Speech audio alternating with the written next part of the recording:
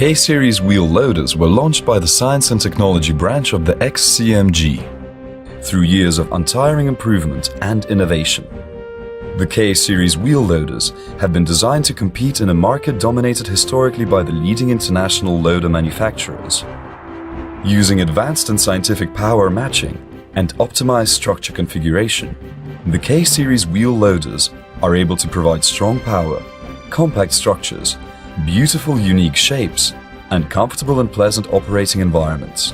The K-series models have been well received both at home and abroad for high reliability, excellent safety, high efficiency and easy maintenance. LW600K components. The LW600K wheel loader consists of the working device, traveling device, frame, cab,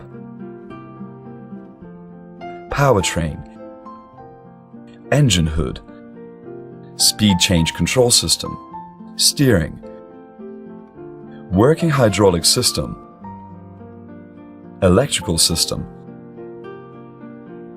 braking system, air conditioning systems and other components.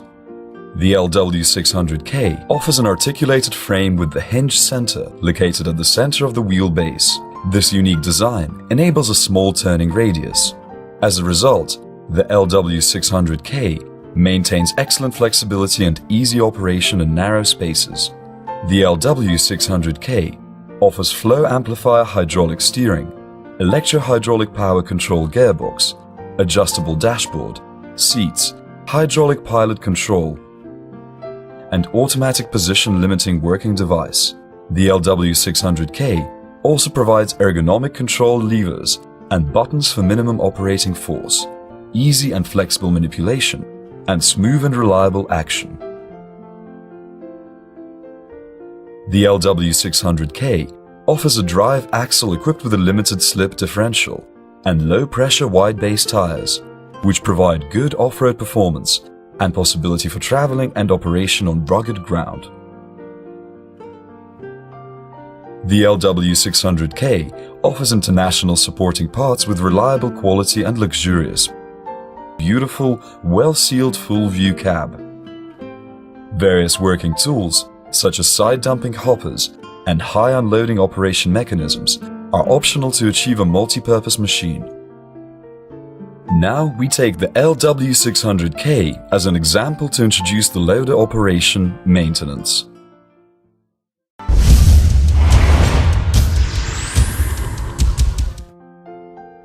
First, let us introduce the locations and functions of the loader's pedals, control components, IPs, and control mechanisms.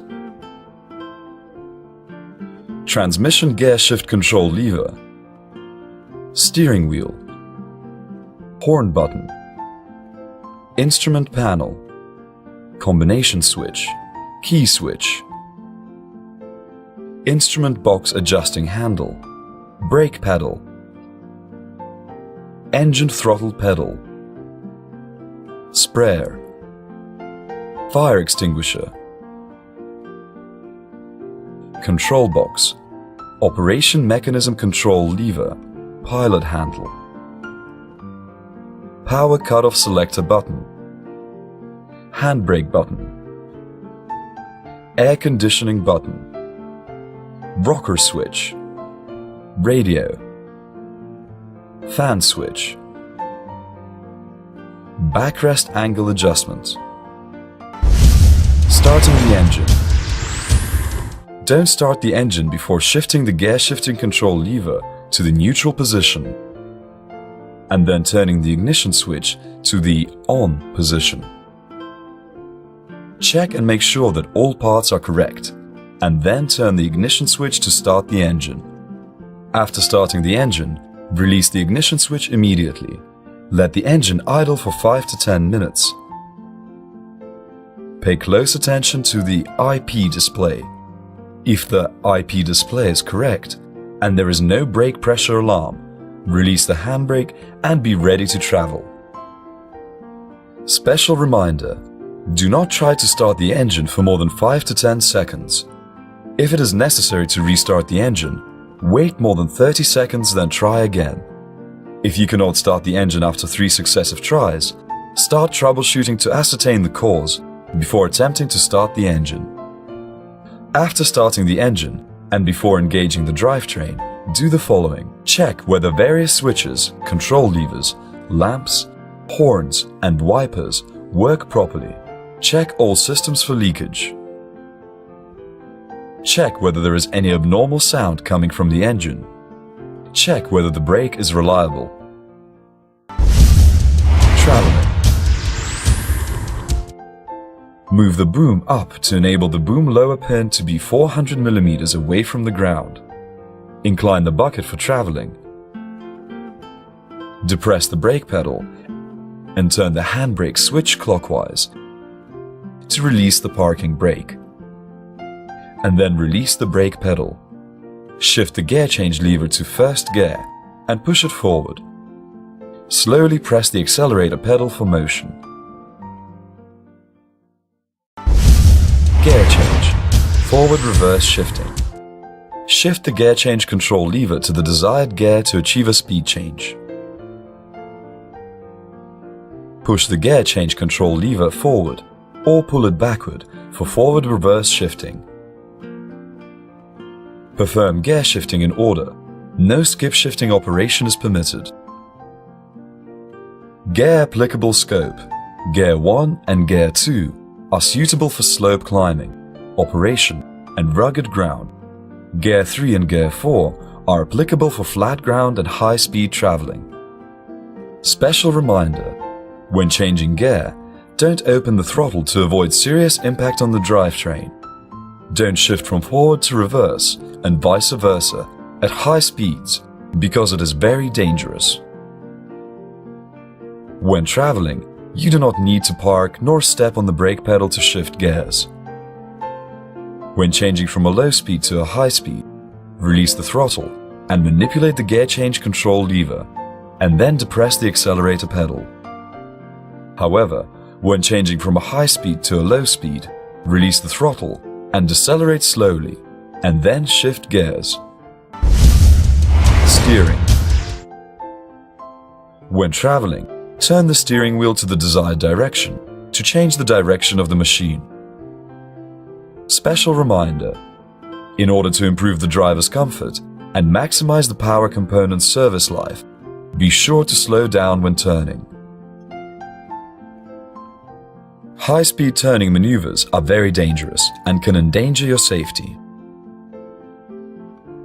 Special reminder: when traveling on a slope or poor ground, no high-speed traveling is permitted.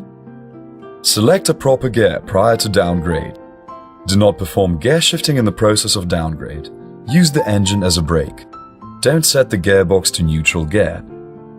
No overloading is permitted when going downhill. You can use the foot brake pedal to slow down.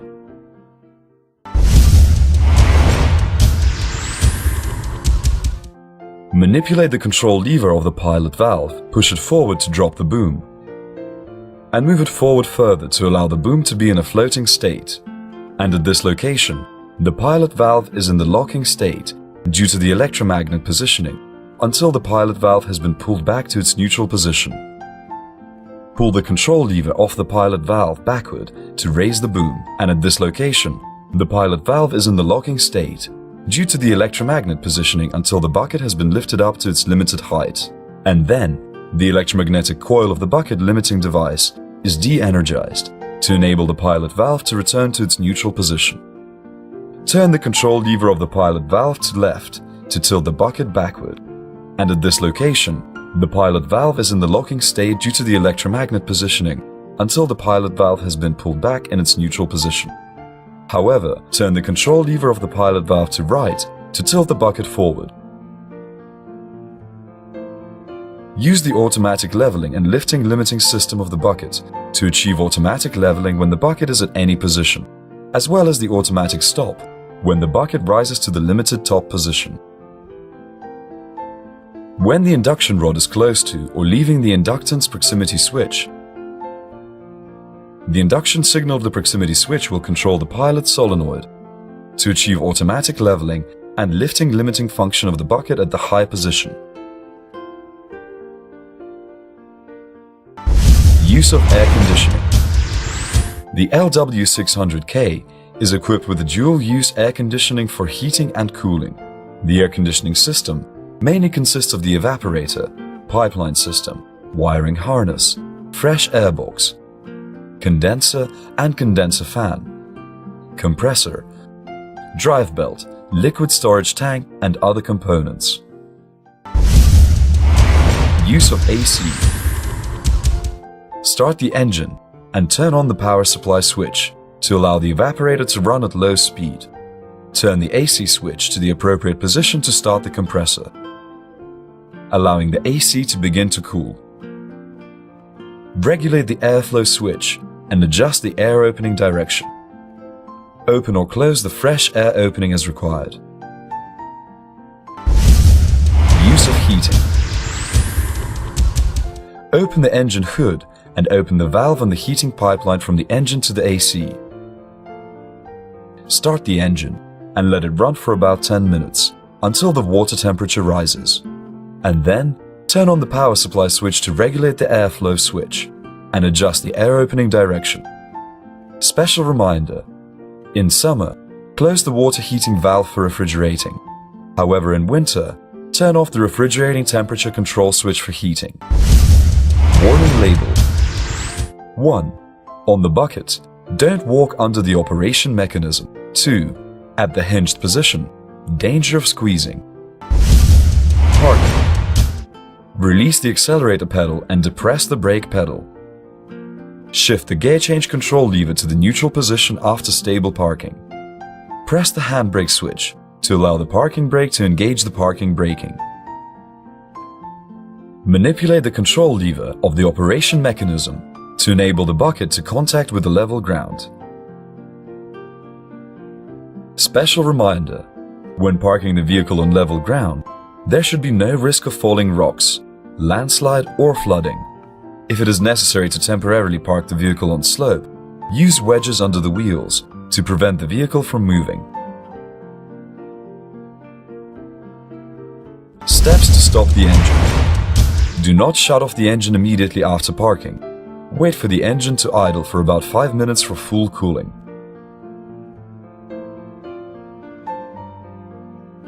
Turn the ignition switch counterclockwise to the misfire position. After the engine misfires, pull out the ignition key switch for storage. Routine after daily operation. Check the fuel storage. Check the oil level and cleanness of the engine pan. If the oil level is above the upper mark and the oil is thinning, perform troubleshooting to find out the causes. Check each oil tube, water pipe, gas tube and various parts for leakage. Check the gearbox, hydraulic pumps, steering gear, front and rear axles for fixing, sealing as well as overheating. Check whether the rim bolts, transmission shaft bolts, as well as the pin axes are fixed securely. Check whether the operation mechanism works properly. Check the tire appearance and pressure. Fill grease into each oiling point of the operation mechanism as required.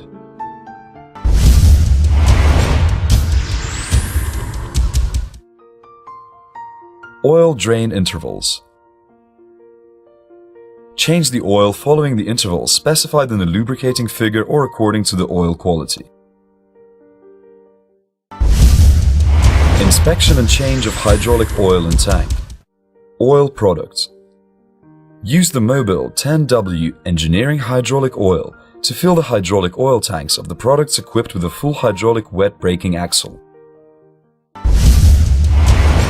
Inspecting the level of hydraulic oil and tank. Check the oil level gauge of the hydraulic oil tank. Make sure that the oil level is above the middle mark of the oil level gauge. Otherwise, add oil. Note: when checking the oil level, be sure to keep the bucket level and put it on level ground, and make sure that the engine is in the standing state.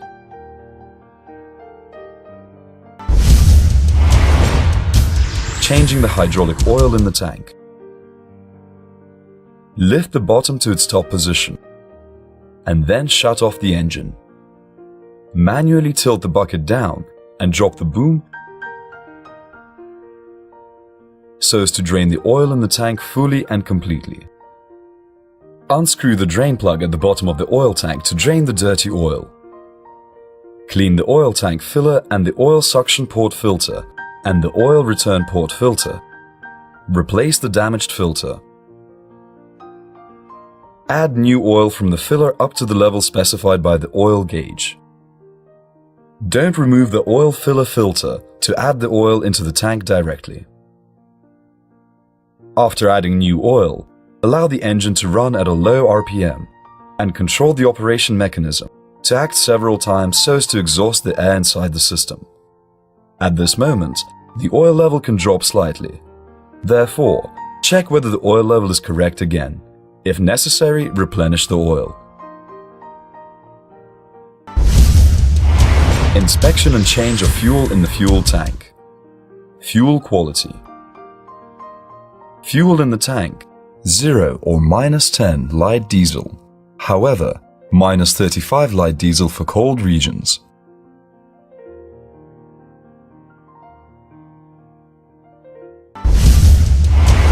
Inspecting fuel level in the tank. Turn on the key switch of the power supply to examine the fuel display on the monitor. No reading of the fuel gauge less than 0.1 scales is permitted. Changing the fuel in the tank. Unscrew the drain flange at the bottom of the fuel tank to drain the dirty fuel and impurities. Clean the filler and suction filter. Replace the damaged filter. Unscrew the fuel filler cap, put the fuel pipe into the filler, and turn on the fuel switch for fuel filling. Inspection and change of gearbox hydraulic transmission oil. Oil products. CF4 15W40 diesel oil is applied to the ZF gearbox. Inspecting the level of gearbox oil. Park the vehicle on level ground. Shift the gear change control lever to the neutral N position. Make sure that the gearbox temperature is within its working temperature range. Make sure the engine is idling. Remove the dipstick from the transmission counterclockwise and wipe it with a clean cloth. Insert the dipstick all the way into the transmission. Remove the dipstick and check the fluid level at least twice. When the oil temperature is at 40 degrees, the level should be between the lower, cold, and middle marks. When the oil temperature is about 80 degrees, the level should be between the middle and upper hot marks. Note: check the cold oil level only to ensure the transmission and the torque converter have sufficient circulation flow rate. The final standard to determine the oil level is to meet the hot oil level. Changing the transmission hydraulic oil. Note: the transmission should be drained and refilled with new fluid for the first time after the first 100 working hours of the vehicle. After that, the transmission should be drained and refilled with new fluid at least once every 1,000 working hours or once a year. The transmission should be drained and refilled with new fluid as follows. Park the vehicle on level ground. Remove the oil drain tube and the radiator oil tube with the transmission at normal operating temperature to drain the old oil.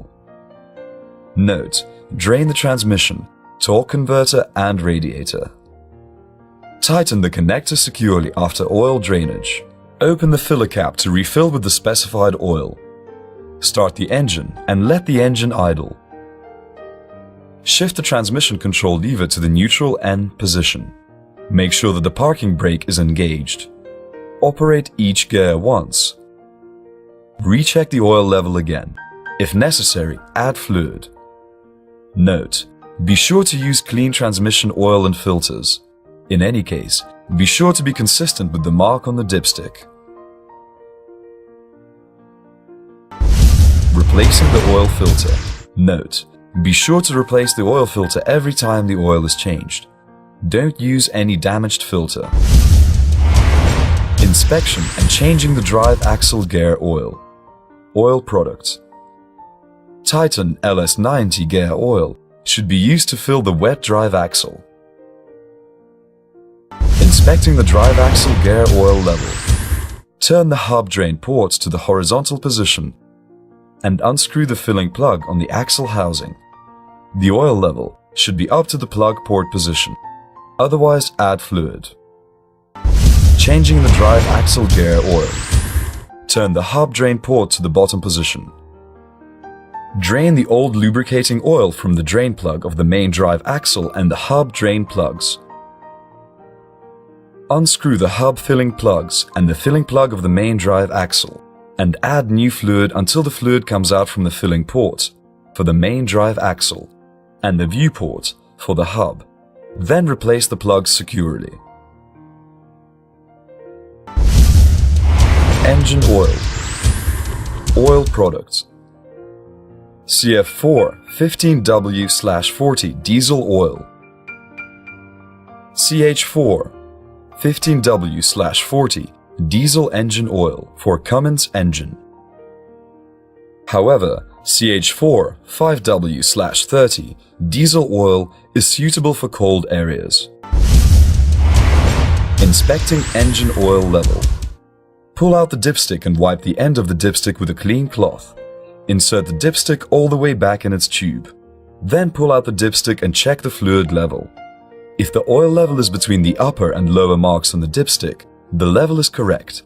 Add oil up to the upper mark if the level is at or below the lower mark.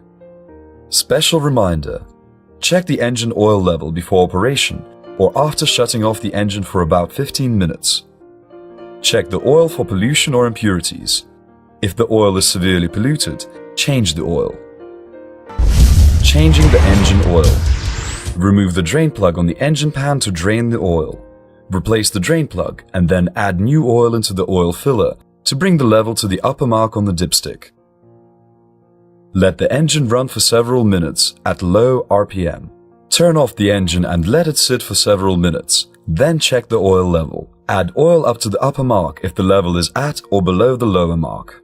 Special reminder: do not fill above the upper mark. To change the engine oil, run the engine until it reaches normal operating temperature, then shut it off. Engine coolant. Special reminder: for the Cummins engine, add Caltex antifreeze 55/45 into the water tank.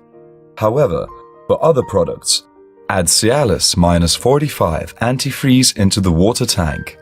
If necessary, adjust the antifreeze in accordance with the engine maintenance manual, changing the coolant and cleaning inside the radiator. When changing the engine coolant, make sure the engine and radiator are cool.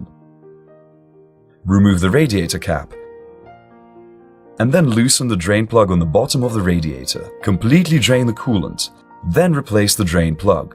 After replacing the engine coolant, start the engine to let the water level drop a little, and then turn off the engine. Check the level in the radiator, add coolant if needed. Filling grease. Add grease in accordance with the intervals and points specified by the lubrication chart. Maintenance. Replacing the engine air cleaner. When the engine air cleaner indicator turns red, you need to replace the air cleaner. Open the engine hood. Remove the air cleaner housing cover. Remove the old air cleaner element. Clean the inside of the air cleaner housing with a damp rag. Place the new air cleaner element in the air cleaner housing. Reinstall the air cleaner housing cover. Press the air cleaner indicator button. The mark turns colorless. Close the engine hood. Replacing the engine diesel filters, oil filters and water filters. Special reminder: the engine diesel filters, oil filters and water filters should be replaced regularly as required by the engine specification requirements and based on the working environment. Remove the old diesel filter from the machine.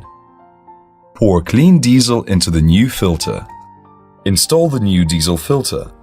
Use the above method to replace other filters. Please maintain and use the machine in accordance with the above requirements.